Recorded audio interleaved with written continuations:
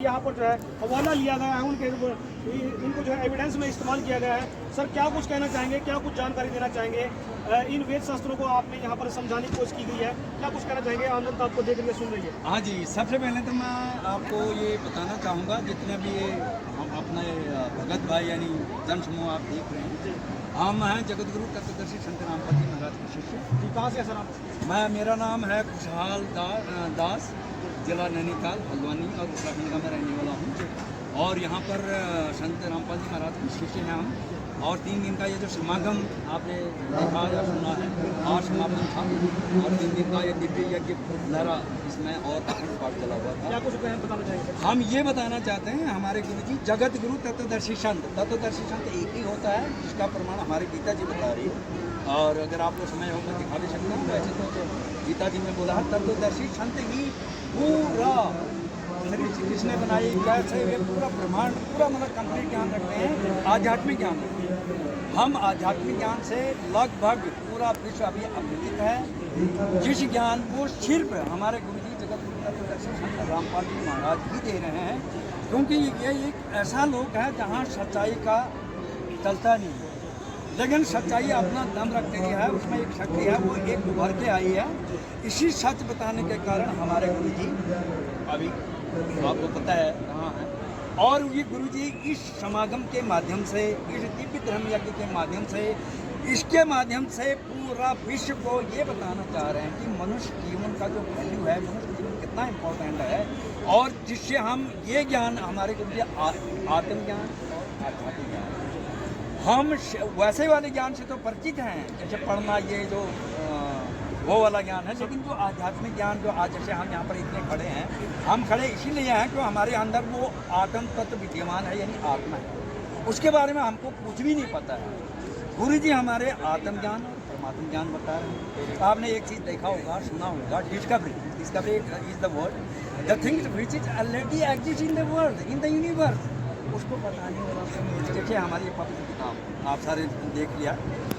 आपने 4 वेद तो आपने सुना होगा, ऋग्वेद, यजुर्वेद, सामवेद और अथर्ववेद। उसमें आपने 5वां वेद नहीं सुना होगा, वो वेद भी यहाँ पर उपलब्ध है। इसको संस्कृत की भाषा में सच्चिदानंद घन ब्रह्म की वाणी बोलते हैं।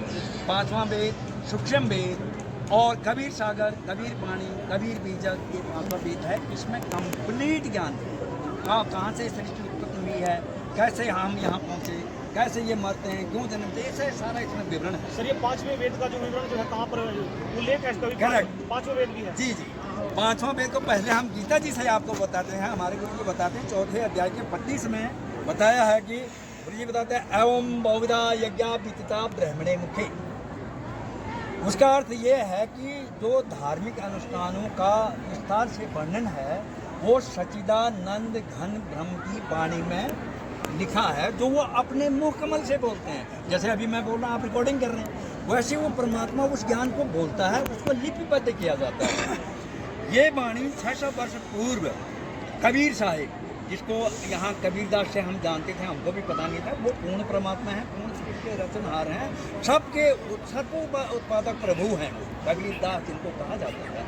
ये ज्ञान जब हमने पहली बार सुना, हमें भी यकीन सा नहीं आया, तो ये कबीर साहब ही पूर्ण परमात्मा है, सर्व उत्पादक प्रभु है।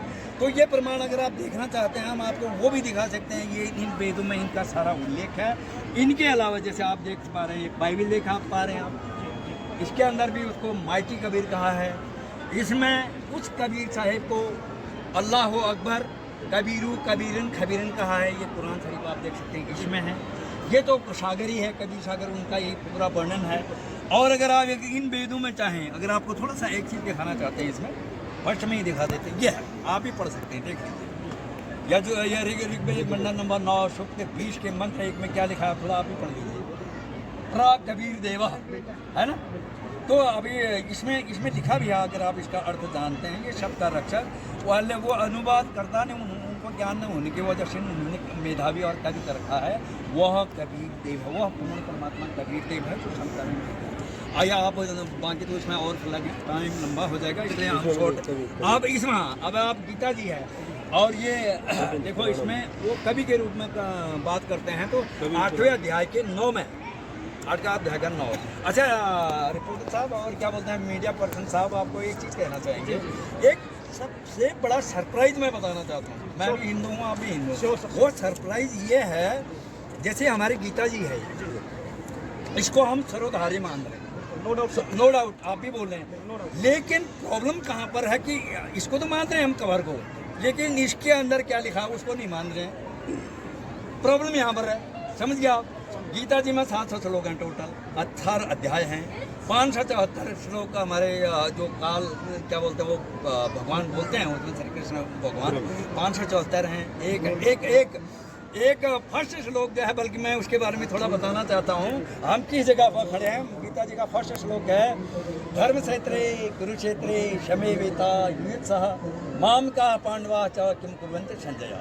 अब ये फर्स्ट वर्ड है धर्म क्षेत्र, कुरुक्षेत्र, हम कुरुक्षेत्र में खड़े हैं और ये धर्म यज्ञ हो रहा है, ये रियल धर्म यज्ञ हो रहा है। गीता जी के तीसरे अध्याय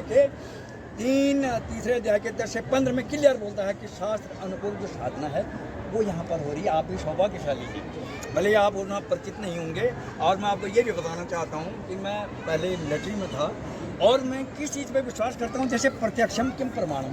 जब गीता जी अंदर से बोल रही है तो उसको क्यों नहीं मानूंगा मैं, मेरी गीता है वो। अब जब हम फौज में हमने कसम खाई, वहाँ से हमको ऐसे लाया गया, हम इस पर हाथ रखते गए, यानी शपथ।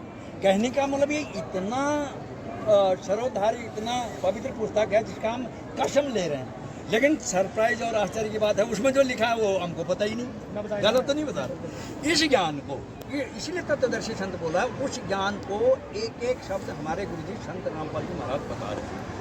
उसका प्रमाण गीता जी के 4 अध्याय के 34 में बोला है, तद विधि प्रणिपाते परिप्रश्नी सेवैया उपदेशन्ति ते ज्ञानम ज्ञानिना तत्वदर्शिना।